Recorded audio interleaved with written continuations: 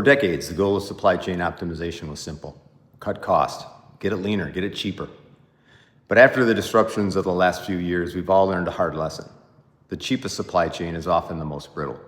It can shatter at the first sign of trouble. True optimization today isn't a choice between cost and stability. It's about engineering a system that's both efficient and resilient. I want to walk you through a practical example of how we achieve that balance by looking deeper than surface level symptoms. We were recently brought in to help a partner who was dealing with constant stockouts of a critical component. It was causing production delays and frustrating their entire team. Their gut reaction, and the solution many traditional consultants would offer, was simple: just carry more inventory.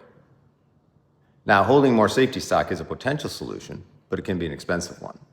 It ties up cash, increases warehousing costs, and often doesn't fix the underlying issue. It's a Band-Aid that treats the symptom, not the disease. So our first step wasn't to recommend a quick solution. It was to dig into their data to find the true root cause of the problem. And what our data analytics uncovered was surprising even to them. The problem wasn't their inventory levels at all. The problem was their forecast model. Their model was generating huge, unpredictable swings. One month it would tell them to order 1,000, and the next month 5,000. But their actual demand from customers was far more stable.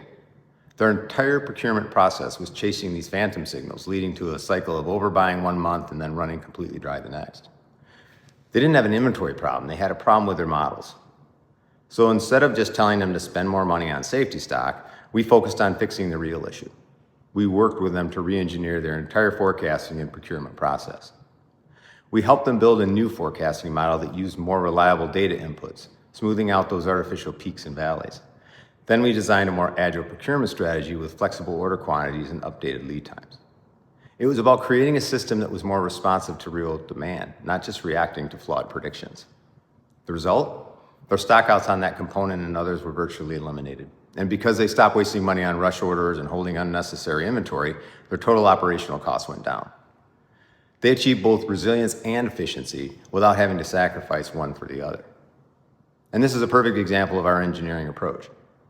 We don't just offer surface level fixes. We dig into the data to find the root cause, and we partner with you to build a more robust and intelligent system for the long term.